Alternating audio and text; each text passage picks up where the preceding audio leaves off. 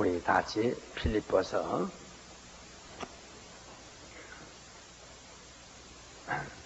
2장 5절로부터 11절까지 읽습니다. 필립보서 2장 5절로부터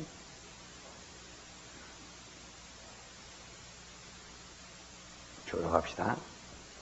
너희 안에 이 마음을 품어라. 곧 그리스도 예수의 마음이니 그거 하나님의 본주시나 취할 것을 오히려 자기를 비워 종의 형체를 가져 사람들과 같이 되었고 자기를 낮추시고 끝까지 굽히시고 십자가에 죽으시고 이름으로 하나님의 그를 지극히 높여 모든 이름 위에 뛰어난 이름을 주사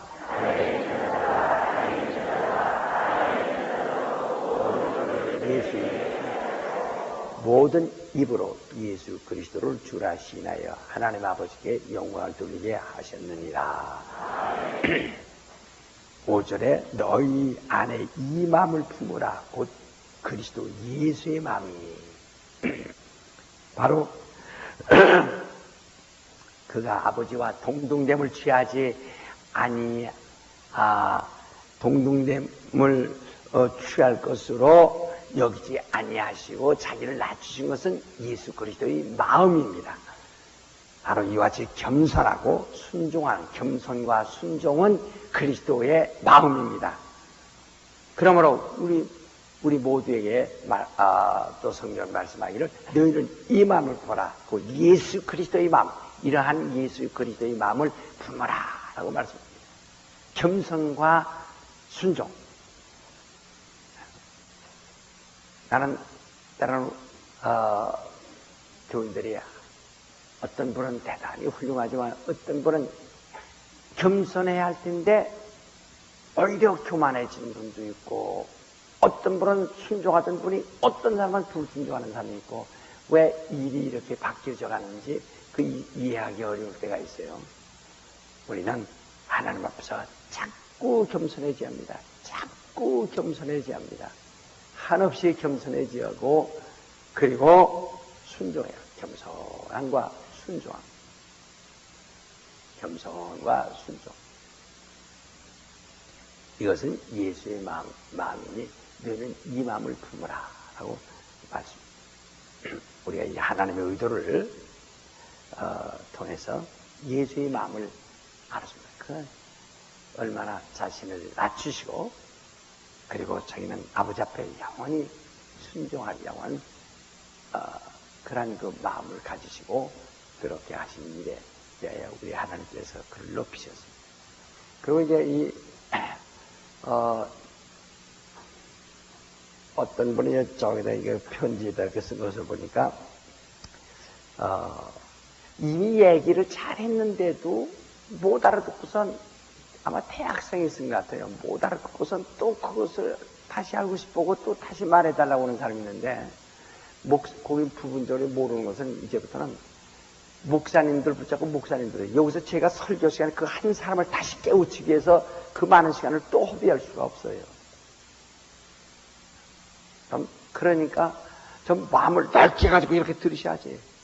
이렇게 했는데도 이미 얘기한 걸 또 못 알아듣고서 또 의심하는 얘기를 또 한다고요. 아주 그게 우리 부목사님들 붙들고 얘기하세요. 얘기해서 여기서 못 알아듣는 부목사님들. 왜냐면 제가 여기서 다시 설명할 수가 없다 이 말이에요. 시간이 없어. 다른 사람 다 깨닫고 있는데 그 한 사람 깨닫지 못한 사람에서 또 다시 할 수 있으니까 우리 부목사님들에게 혹시 이해 못한 부분이 있으면은 그렇게 하고 또 깜빡 졸아가지고 잘 못 들으신 분 있으면 그렇게 물론 새벽에는 깜빡하니까 뭔 수가 있을 거예요. 나도 옛날에 그만 깜빡해서 여기 신동에서 버스 내려할 텐데 어디까지 갔었나가 모르겠어요. 그래서 밤이라 돼서 자다가 깼기 때문에 이게 어디 산속으로 가는 것도 같고 그래 또 한참 와서 또 가서 또 다시 반대편으로 왔다가 내렸다가 또 안만 봐도 모르겠어 또 보니까 저 신길동에서 저 대림도까지 왔다 갔다 하는 거예요. 예, 자다 깨니까 정신없더라고요. 어디가 어딘지 모르겠더라고요. 예, 신학교 다닐 때 영등포선 대림역에 인천까지 간 적이 있어요. 그냥. 그래가지고 아주 죽을 뻔한 적이 있어요. 그 갓박하면 그래요. 갓박하면 그냥 아주 그러니까 정신 좀 차릴 수 있도록. 예. 자, 그 나라이 임하옵시며 이렇게 예? 나라이 그 나라이 임하옵시며 이게 그런 말은 보통 없습니다. 그러나 이제 이제 주기도말 때 나라이 임하옵시며 해서 그 나라이라는 것은 나라가 임하옵시며 또는 나라가라고도 하고 나라이 임하옵시며 이제 이렇게도 하고 하나 우리는 이 성경에서 예수께서 아버지의 나라라고 한 말과 또 아들의 나라라고 한 말, 이런 여러 가지의 그 나라에 대한 표현이 있습니다. 그 다음에 나라가 가까이 온다 하는 말씀도 있고, 그 다음에 우리가 그 나라에 들어간다.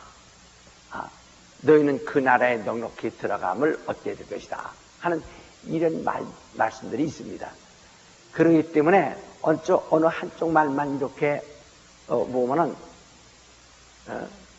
마치 코끼리 코 붙잡고 코끼리는 구렁이 같다, 코끼리는 또 다리 붙잡고 코끼리는 기둥 같다 하고 우려되는 것과 아주 비슷합니다. 그렇기 때문에 우리 전체에 이런 말씀들을 통해야 돼요. 그냥 하나님의 나라가 가까이 오고 있다. 회개하라, 천국이 가까이 오고 있다. 하고 있죠. 그러니까 나라가 가까이 오고 있다. 또 너희는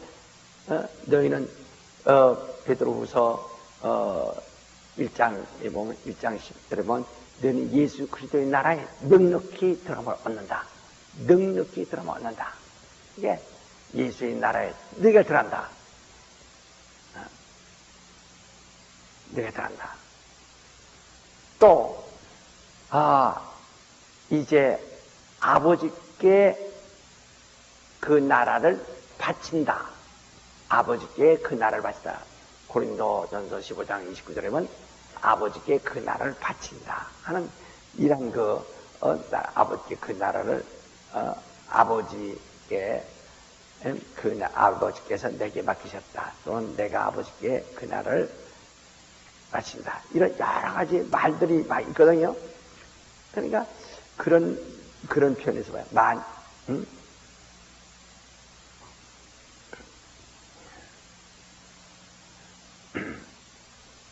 또 우리 누가복음 22장 한번 보세요. 누가복음 22장에 보면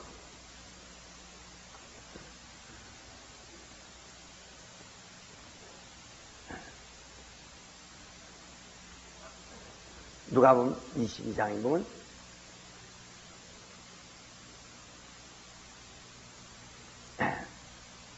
29절을 보면 내 아버지께서 나라를 내게 맡기신 것 같이 나도 너에게 맡겨 이렇게 말했어요. 너희로 내 나라에 있어 내 상에서 먹고 마시며 또는 보좌에 앉아 이스라엘 12지파를 다스리게 하려 하노라 이렇게 말했죠. 그러니까 아버지께서 나라를 내게 맡기신 것 같이 나도 너에게 그 나라를 맡겨서 너희도 내 나라에 있어서 내 상에서 먹고 마시면서 또 하게. 고린도전서 여기 이제 아버지가 내게 나라 맡기셨다. 고린도전서 15장 24절 25장 24절에 보면 그 후에는 나중이니 저가 모든 정사와 모든 권세와 능력을 멸하시고 나라를 아버지 하나님께 바칠 때라. 저가 모든 원수를 그 발 아래 둘 때까지 불갑을 왕노릇 하시리니. 이거 말이에요. 그러니까 어디에서는 또 천국이 또 마태복음 3장 2절에 보면 천국이 가까웠다. 그렇기 때문에 여러분이 이 성경의 전체를 어떤 말씀을 할 수 있는가를 이렇게 봐야 그래야 그걸 이해를 하죠. 그 한쪽만 보면 천국이 가까이 온다. 그게 마치 천국이 짊어지고 다니는 것 마냥, 예? 그래 천국이 이리 왔다 저리 왔다 하는 것 같이 그렇게 오해해서 합니다. 천국이 움직이고 있는 것은 아니거든요. 천국이 가까이 왔다니까 천국이 마치 이렇게 움직이고 있는 것 같이 생각해요. 그 때가 가까웠다. 너희가 천국을 볼 때, 하나님의 나라를 볼 때, 들어갈 때, 그 천국에 대해서 네가 들여다볼 그 때가 가까이 왔다. 때가 가까이 왔다는 얘기지. 천국이 가까웠다니까 천국이 움직인다고 생각하면 안 된다. 바로 그 나라가 가까이 왔다.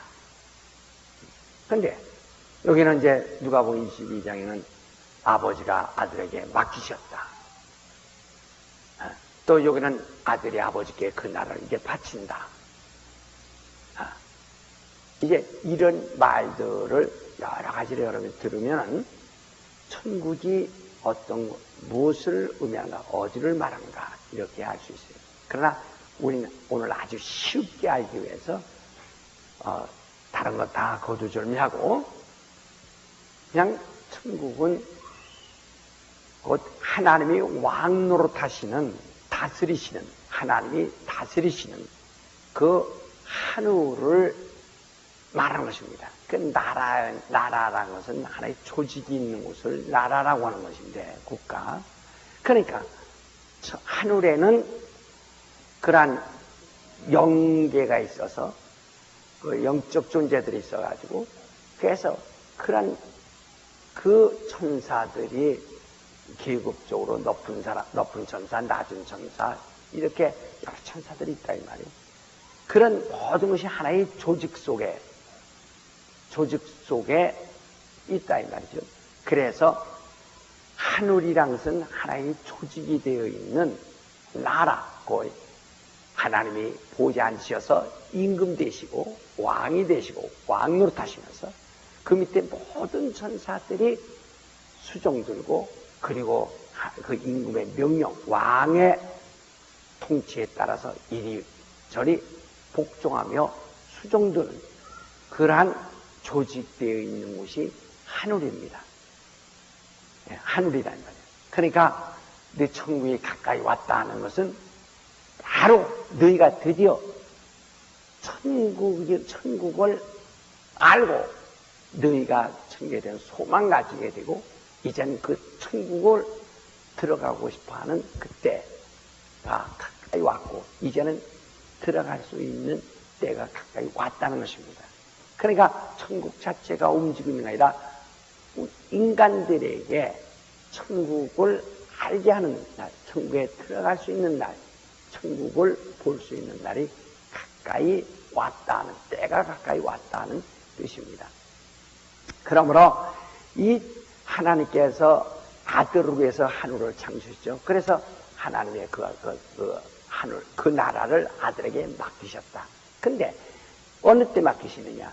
그래서 아들이 하늘에 들어가서 보좌에 앉으시고 왕 노릇하실 때, 왕 노릇하실 때, 그래서 이 보좌에 앉으실 때 이미 그에게 아들에게 다 하늘을 맡기셨다 이 말이에요. 하늘을 맡겼다. 그러면 어느 때 아버지께 일을 바칠 것이냐? 본래 아버지가 아들 위해서 하늘을 지으시고 아들이 그 보좌에 앉기를 원하셨던 뜻이, 그러나 예수께서 자기를 낮추시고 종의 형체를 가져 사랑같이 돼서 죽기까지 아버지께 순종하여 순종을 먼저 하고, 그리고 아버지가 바로 그를 이끌어 보좌에 앉히심으로써 아버지의 본뜻이 다 성취되어 아버지를, 그 영광을 아버지께 드린다 하는 것을, 이 나라를 아버지께 바친다 이렇게 말한 것입니다. 그러니까 우리 하나님의 의도를 알면은 이런 부분적으로 이렇게 분산된 것 같은 의미들이 다 정의가 되는 것입니다. 이해되시겠어요? 예. 그래서, 네. 자, 여기에서 우리가, 그러면, 내가 이 그림을 또 잠깐 돼. 이건, 하여튼 우리가 좀 어렵더라도 조금만 좀 이렇게 좀 이해를 하시고 들어야, 그다음부터 또,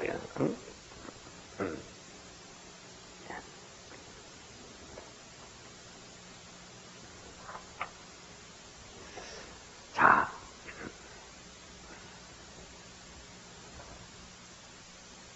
저 뒤까지요, 발코니 밑까지 보이게 하기 위해서 조금 내려서 이렇게 모은데요.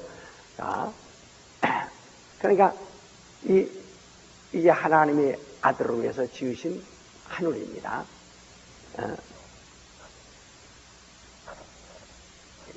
다 보이죠, 저 뒤에? 보여요? 안 보여요? 눈이 인류 역사상 제일 나쁘구나. 자, 보여요? 보여요? 예. 이렇게 해야 보인다는 거예요. 그런데, 아버지 하나님은 여기도 계시고, 하늘에도 계시고, 또 여기도 계시다, 이 말이죠. 했죠. 그런데 아들의 아들을 이 보좌에 앉게 하시려고, 보좌에 앉게 하시려고 했는데, 그러나 자기는 낮아져서 인자, 사랑같이 되어가지고 보좌에 앉겠다. 자기를 낮추시겠다. 인자라는 것은 자기를 낮추신 것이다, 이 말이에요. 낮추신 분이란 말이에요. 그래서 죽기까지. 그러면 이 하늘에는 생명뿐인데 어디 가서 죽으시느냐, 이 말이에요. 그래서 그는 가장 낮은 곳을 택하시고 낮은 곳을 만드는데 그게 바로 이 하늘에 있는 어느 한 부분이죠. 가장 낮은 곳입니다. 그래서 음부란 말은 낮은 곳, 저 아래란 뜻입니다. 그러면 어디를 표현해서 잘하느냐. 그러니까 사람들이 요새 그러더니 음부, 뭐가 잘못됐나?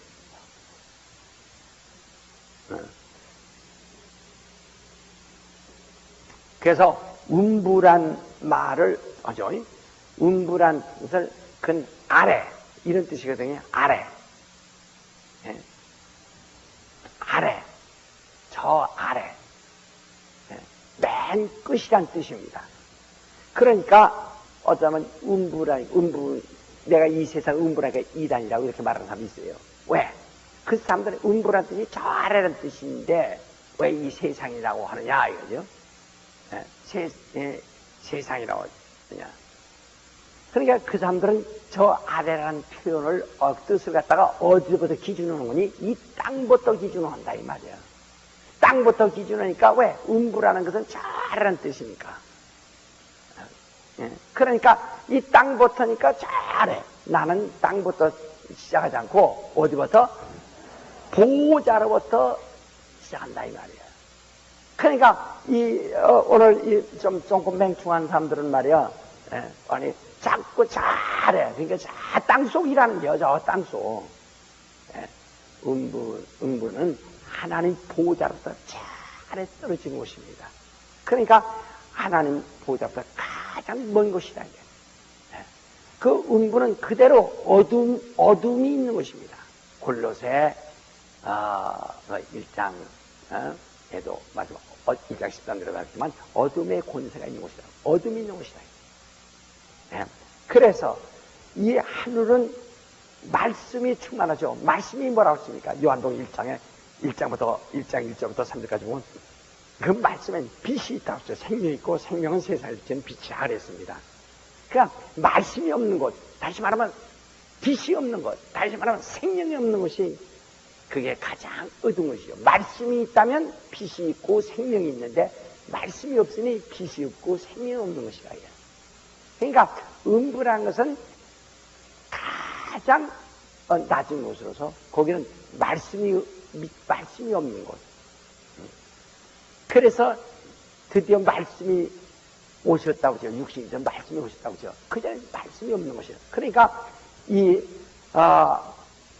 가장 낮은 곳, 여기에는 말씀이 없다. 이게.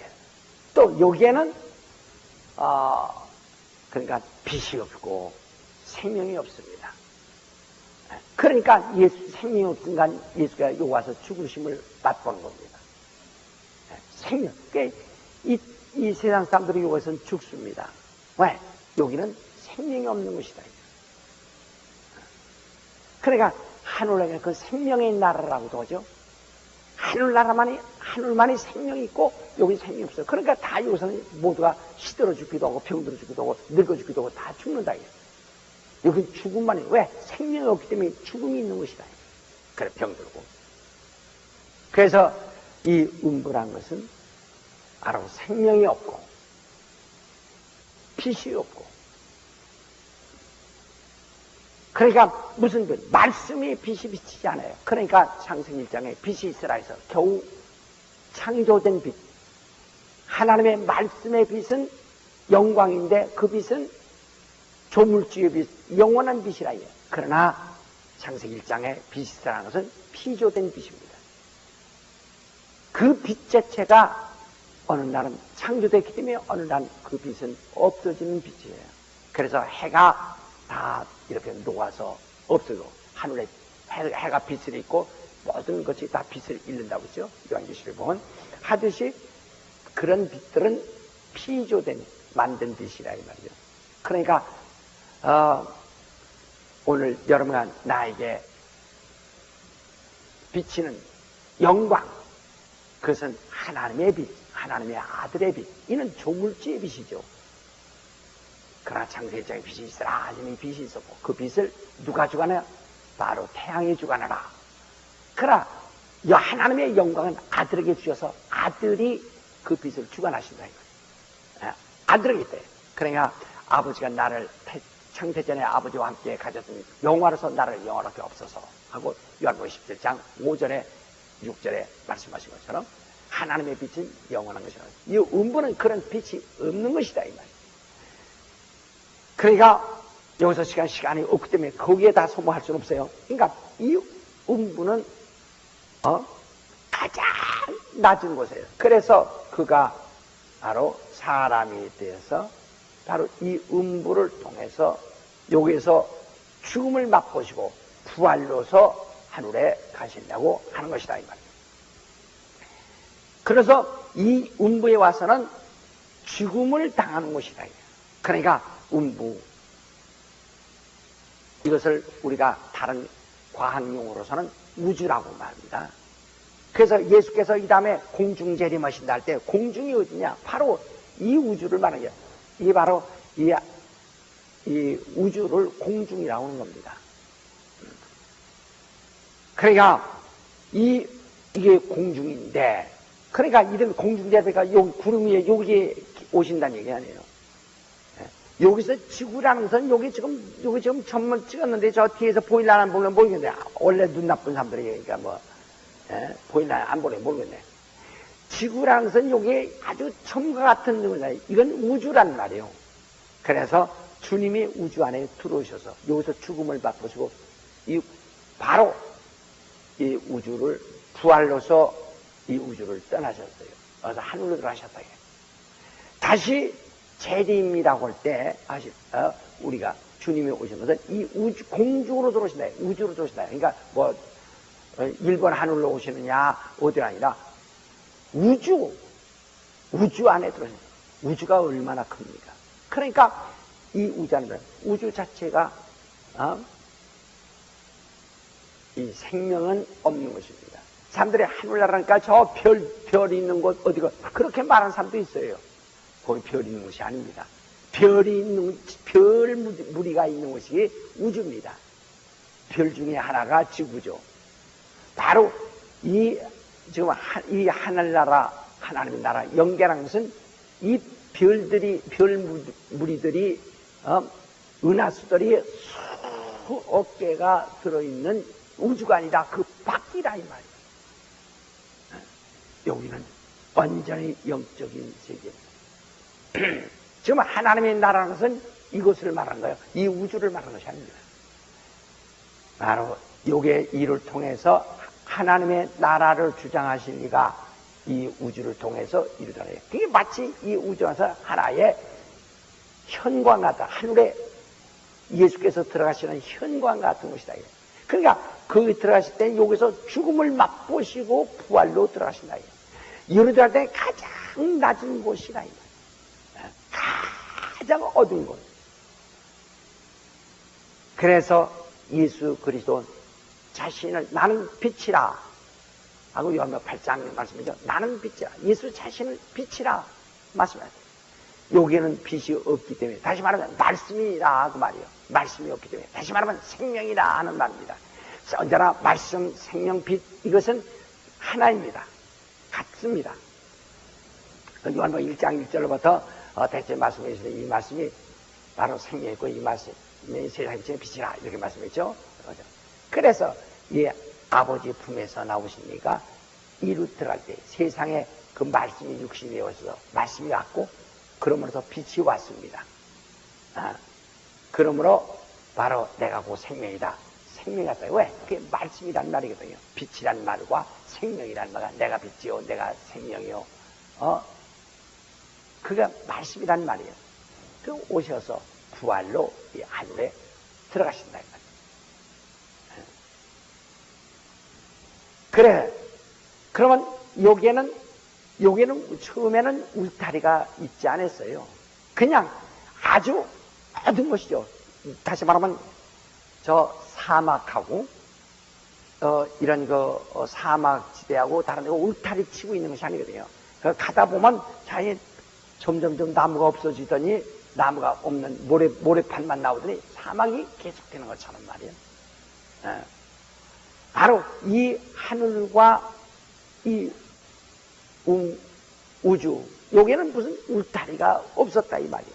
다만 여기에는 그래도 하나님의 영광이 있고 다 하나님 말씀이 여기 다 지배하고 있었지만 이곳은 말씀이 없는 곳, 빛이 없는 곳, 생명이 없는 아주 가장 이렇게 험한 지역이 있었다 이 말이에요. 그래서 왜 그는 영광의 그 존도로 그냥 여기서 그냥 보지 않지 아니하시고 자기를 낮춰 종의 형체가 더 이렇게 해서 이곳을 통해서 들어가시겠다 해서 이곳을 만드셨던 것이거든요. 그건 하나님의 아들이 들어가시는 현관이에요. 그러니까 가장 낮은 음부, 이 무덤 같은 곳으로 그가 거리를 통해서 죽음을 맛보시고 그리고 부활로 들어가시려고 이렇게 마음먹으셨어요. 그런데 그 사이에 그만 이 하늘에서 난동이 일어난 것입니다. 무슨 난동이 생기냐면 천사가 범죄했다. 여기서 천사는 히브리서 1장 6절에 뭐라니 곧 아들이 들어오실 때 환영하고 영접하고 그리고 천사는 정말 수정드는 자들이다 했는데 거기서 아들이 오실 때까지 보좌에 앉으시리가 오실 때까지 거기서 하늘을 잘 지키고 자기 직분을 다하고 있었어야 할 텐데 그 아들이 들어오시기 전에 그 잠깐 그 틈에 우리 인간들의 시간으로 말하면 영원한 영혼이지 영혼. 그만 난동을 피웠다 이 말이에요. 그러니까 하나님의 이름이 보좌에 여호와라는 이름을 두셨는데 그 이름을 대적했다 이 말이에요. 그 이름을 대적했다는 말은 뭐냐면 그 이름을 모신 천사가 있죠. 하나님의 사자. 그러니까 그에게 시기를 하고 대적한다. 그래서 이사야서 바로 12장에도 보면은 우리 한번 봅시다. 자, 14장 12절에 보면 이사야서 14장 12절에 보면 너 아침의 아들 계명성이요. 이 계명성이란 말이 루시퍼란 말이에요. 영어로는 루시퍼라고 되어 있죠. 너 아침의 아들 계명성이요. 어찌 그리 하늘에서 떨어졌으며 너 열국을 덮는 자여 어찌 그리 땅에서 찍혔는고. 내가 내 마음에 이르기를 내가 하늘에 올라 하나님의 뭇별 위에 나의 보좌를 높이리라. 내가 북극 지폐의 산 위에 좌정하리라. 가장 높은 구름에 올라 지극히 높은 자와 비기리라 하도다. 그러나 이제 내가 음부 곧 구덩이의 맨 밑에 빠치우리로다. 너를 보는 자가 주목하여 너를 자세히 살펴보며 말하길 이 사람이 땅을 진동시키며 열국을 격동시키며 세계를 황무케 하며 성읍을 파괴하며 사람을 짜내서 그 집으로 놓아 보내지 않던 자가 아니하리로다. 그러니까 여기 지금 너 아침 계명성이요, 루시퍼요, 어찌 그리 하늘에서 떨어졌느냐. 그가 모든 구름에 올라 하나님의 뭇별 위에 올라가서 하나님과 지극히 높은 하나님과 비길이다. 이렇게 하나님을 대적한다 이 말이죠. 물론 만약에 그 보좌에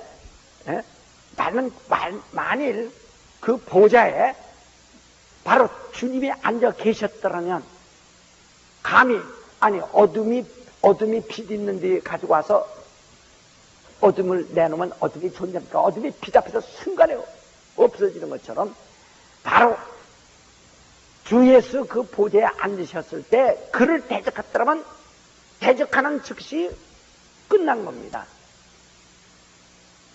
여기서 나중에 또 묻지 마시고 잘 들으세요.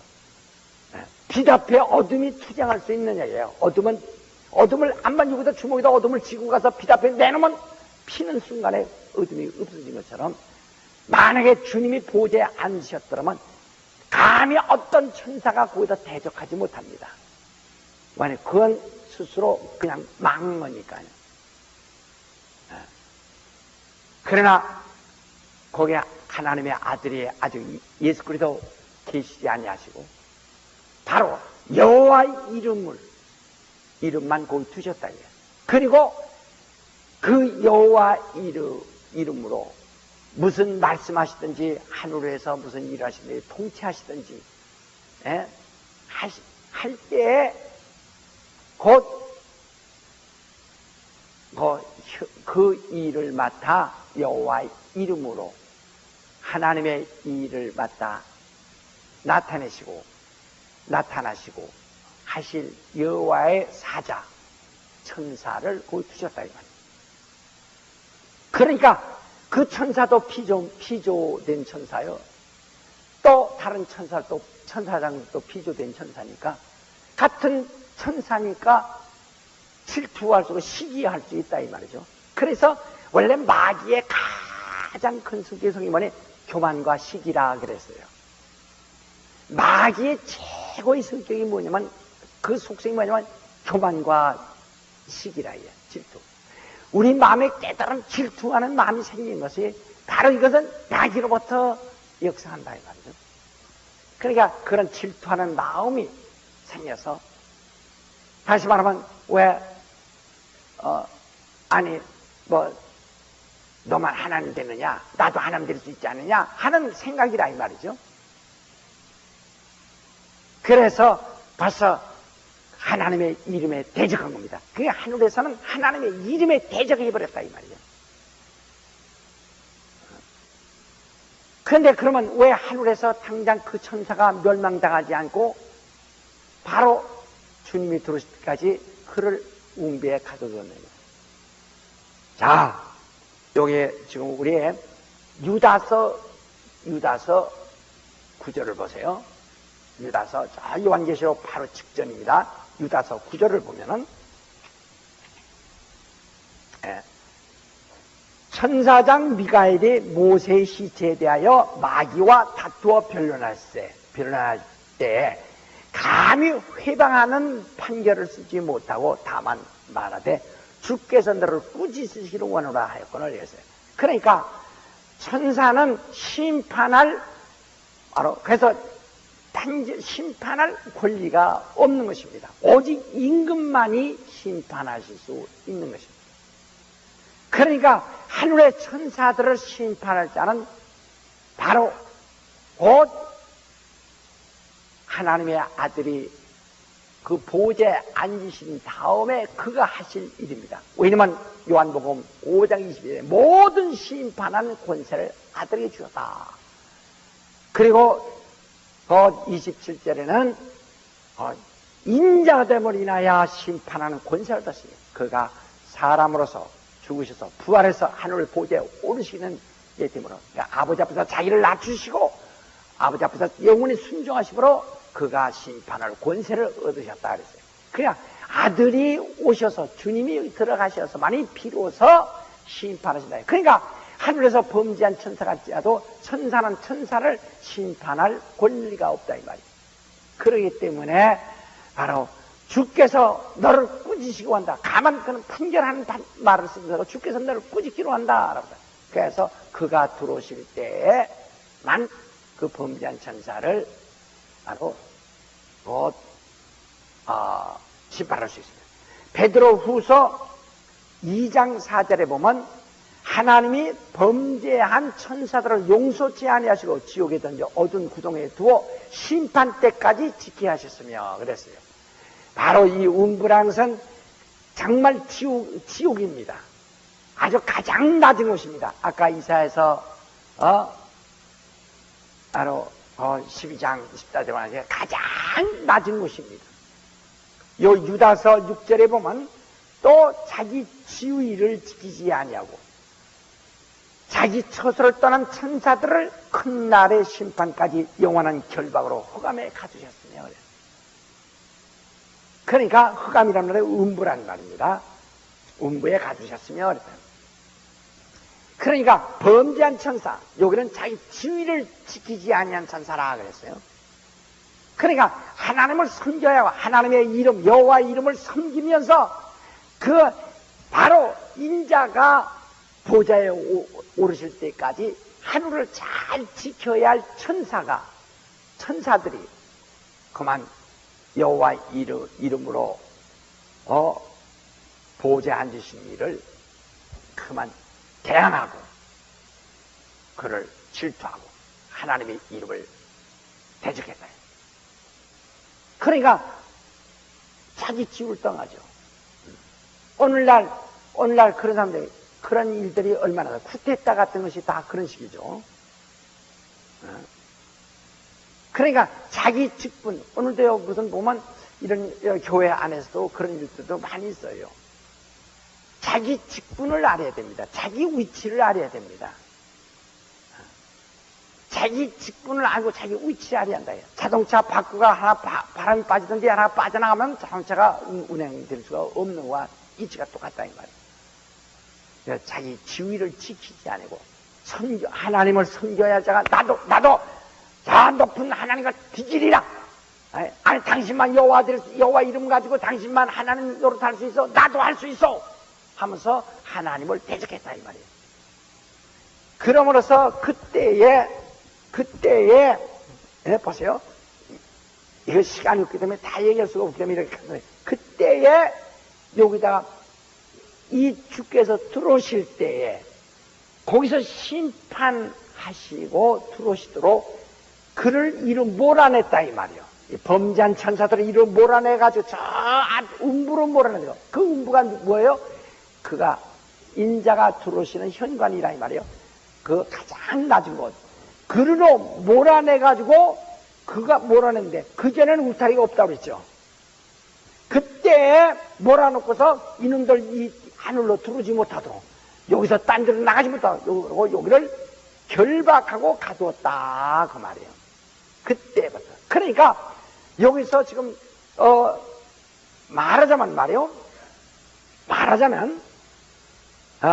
내가 다시 이제 이 그림을 한번 이제 그리면은 이게 하늘이라면 말이에요. 하나만 요게 가장 낮은 곳이다 이 말이에요. 요게 가장 어두운 곳이죠. 다 어두운 곳이다 이게 제일 낮은 어두운 곳이다 이게 다 어두운 곳이다. 바로 하나님의 아들이 이리로 들어가시게 될 터인데 바로 이 여기는 빛도 없고 생명도 없습니다. 여기는 죽음이 있는 곳입니다. 가장 낮은 곳입니다. 그러니까 이 범죄한 천사들은 이로 몰아붙였다 이 말이에요.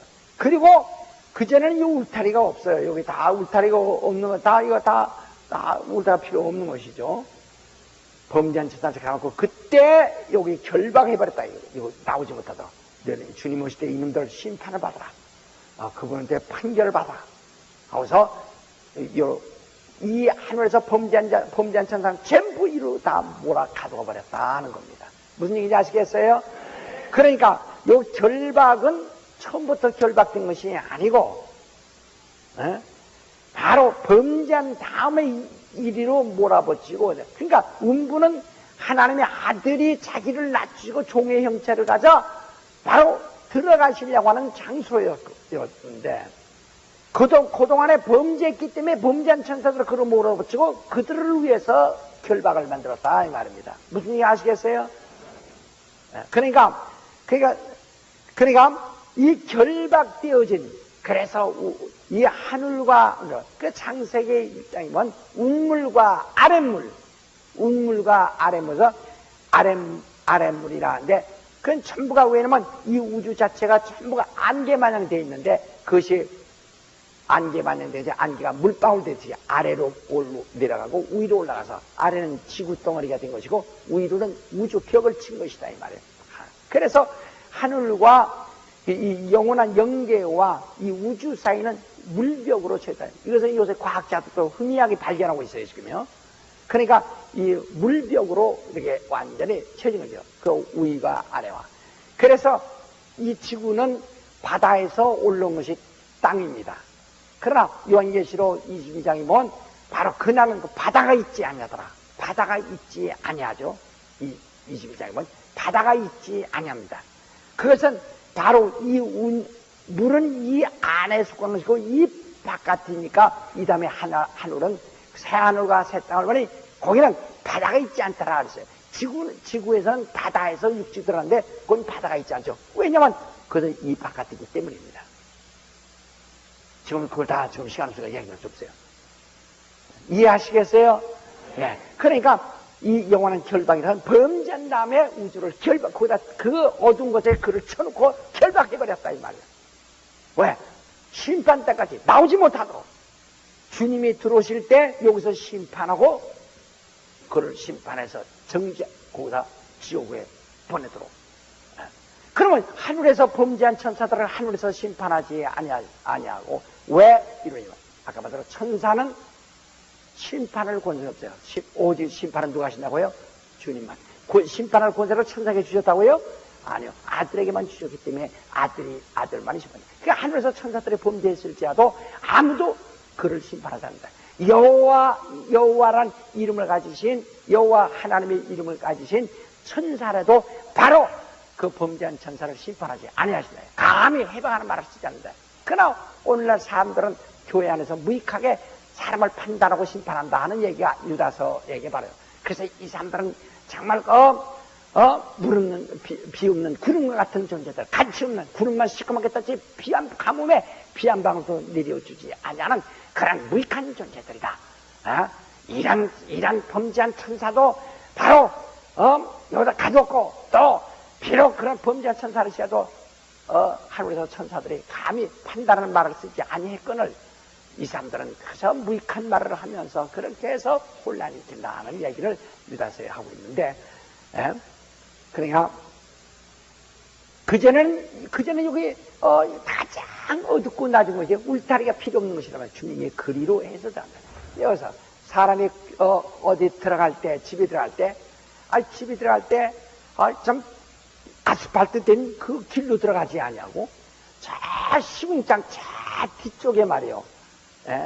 아주 큰 시궁창 개구냥을 뚫고 그 시궁창으로 부디 그로 들어간다면 무섭지 않겠어요? 그런데 거기가 이렇게 울타기가 쳐지지 않은 것이다. 그게 낮은 곳이다 이 말이죠. 그런데 이 범죄한 천사 때문에 거기다 가지고 결박했다. 왜? 그것은 천사들이 바로 도망 나오지 못하도록, 나와서 또 하늘에서 난동 피지 못하도록, 그래서 범죄자들 다 이루 가둬놓고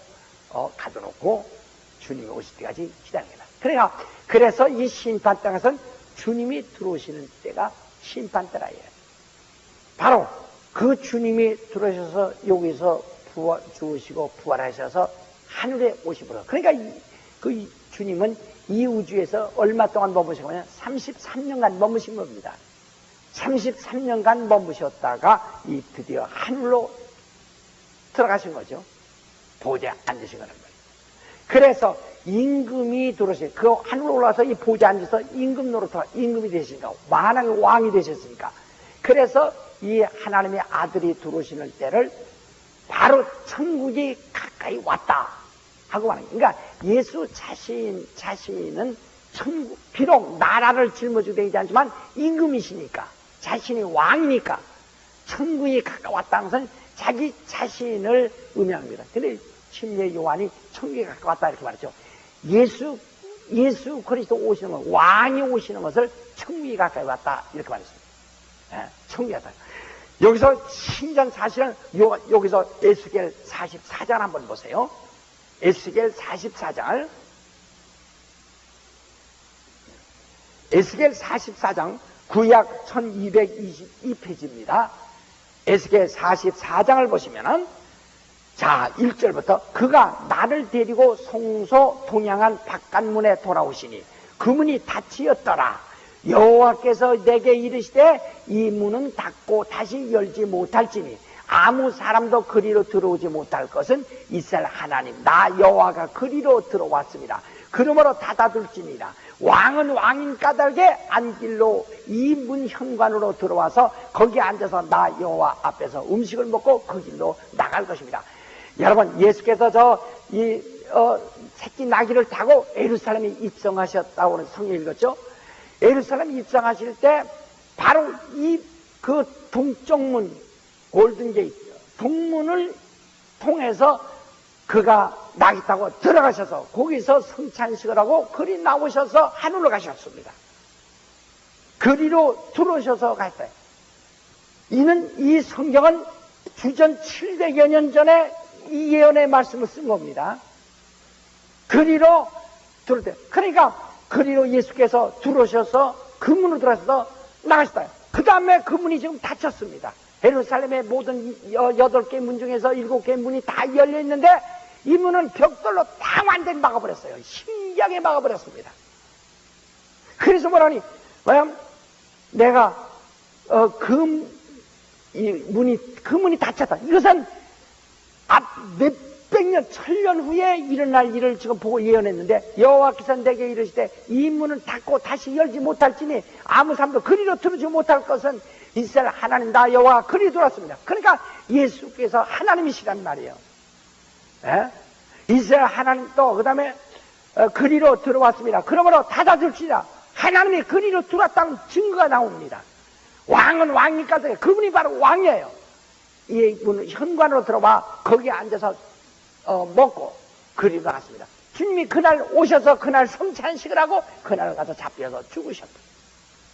그 다음에 그 문이 닫혔다는 거. 신기하게 지금 예루살렘 가면 다 열어놓고 다 통하고 다 고속도로 놓고 다 했는데 신기하게 거기만 문만 딱 닫아놓고 그 앞에 공동묘지 만들어버렸어요. 아주 문이 딱 닫혀가지고 벽돌을 막았어요. 그래서 누가 언제 막았는지 왜 막았는지 아무도 모르고 그 성경만 지금 알고 있는 거예요. 바로 그분이 하나님이라는 증거가 여기 이렇게 나옵니다. 그래서 예수께서 그리로 들어갈 때 왕이 오셔서 그리로 들어가셔서 그 다음에 저 보좌에 앉으셨어요.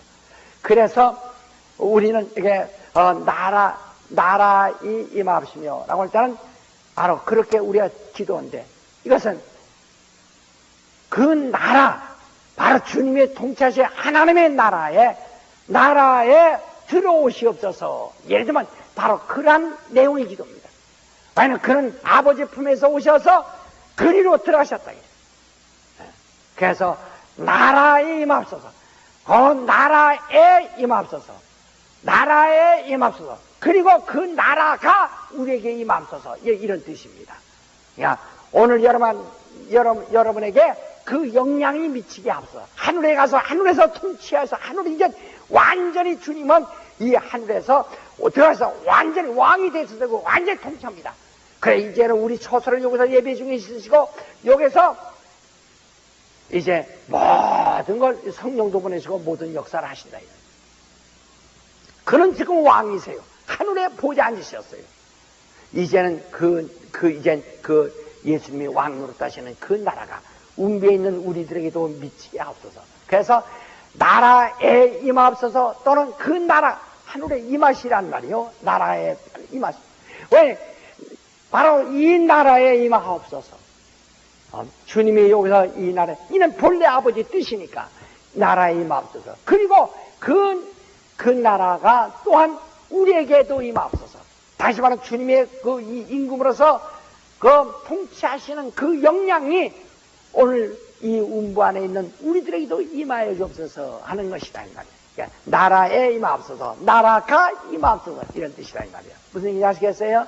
예. 그러니까 원래 주님이 정말 오늘 여러분 내 손이 뭡니까? 나는 주님이 빨리 임하지 아니하셨기 때문에 여기서는 그런 천사들이 범죄하는 일도 생기고 그런 건방진 일들이 생겨났다.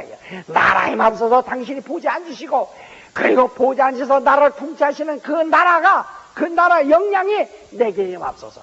그래서 예수께서 너희는 무엇보다도 그의 나라와 그 의를 구하라. 그의 나라, 곧 주님이 통치하시는 나라가, 그리고 그 나라의 의를 네가 구하라. 그 나라 의를 구하라. 오늘 여러분 내가 지금 원하는 건 뭡니까? 주님의 나라의 그 의를 사모하는 것입니다. 할렐루야. 다시 합시다. 나라에 임하옵소서. 그 나라의 의가 내게 임하옵소서. 다시 합시다. 내 그림 이렇게 하니까 그렇게 말이야. 나라에 임하옵시고. 어떤 나라입니까? 이건 아버지가 아들에게 주신 나라입니다. 근데 아직 그가 왕으로 오르지 않으셨었단 말이에요. 그래서 나라에 임하옵소서. 이제는 오르셨어요. 2000년 전에. 나라에 임하옵소서. 곧 나라에 임하옵소서. 아버지가 아들에게 주신 그 나라에 임하옵소서. 그리고 그 나라의 의가 내게 임하옵소서. 이런 뜻이라 이 말이에요. 무슨 얘기 아시겠어요? 그러니까 오늘 여러분 나는 그 나라의 의가 내게 들어오기를 해요. 그래 그 나라와 그 의를 구하라 그랬죠. 그 나라에 임하옵소서. 그 나라의 의가 내게 임하옵소서. 그래서 우리도 주님의 지배를 받고 주님의 다스림을 받는 바로 곧 사람들이 의로 지배를 받는 사람들이 되기를 원하는 것입니다. 예수께서 의에 대하라면 내가 아버지께로 가므로 네가 나를 보지 못하라. 그는 아버지께로 가셨어요. 이제 보지 않으셨어요. 이제 그 의가 내게 임하여 주옵소서 하는 겁니다. 우리 구원이 뭡니까? 그 예수의 의가 내게 임함으로 구원을 받는 겁니다. 그래서 구원이라는 것은 그 의가 내게 임했기 때문에 구원이 되는 거예요. 우리가 구원받은 사람이란 거듭난 사람이라는 것은 우리를 의롭다함을 받은 사람들을 말하는 것입니다. 나라가 그 의가 내게 임했기 때문에. 다시 나라에 임하옵시고 그 나라의 의가 내게 임하옵소서. 이것은 진실로 오늘 여러분이 정말 그 나라의 의가 여러분 속에 진실로 있지 않으면 생명도 없고 구원도 없고 아무것도 없어 천국 못 갑니다. 그 의가 내게 있어야 가는 겁니다. 그 바로 우리가 하늘의 시민권이라죠. 그 시민권이 그 나라 의가 있어야 바로 그게 시민권이에요. 그 나라 의가 있어야. 의가 있는 사람이 예수가 자기 안에 있는 사람입니다. 바로 의가 있는 사람. 그러니까 바로 주님이 저 보지 않으셨고 그가 나를 다스리는 바로 그 의가 내게 임하셔야 내가 사는 겁니다. 다 합시다. 주님은 보지 않으셨고 그 의는 내게 임하였다. 내 안에 있다. 그렇죠. 그 의가 내 안에 들어와야 그 예수 공로라고 하죠. 그게 바로 의입니다. 생명이라고 하죠. 그게 바로 의입니다. 은혜라고 하죠. 의입니다. 의라는 말은 바로 예수의 은혜, 생명, 구원, 예수의 공로 그걸 전체를 말하는 거예요. 무슨 얘기 아시겠어요?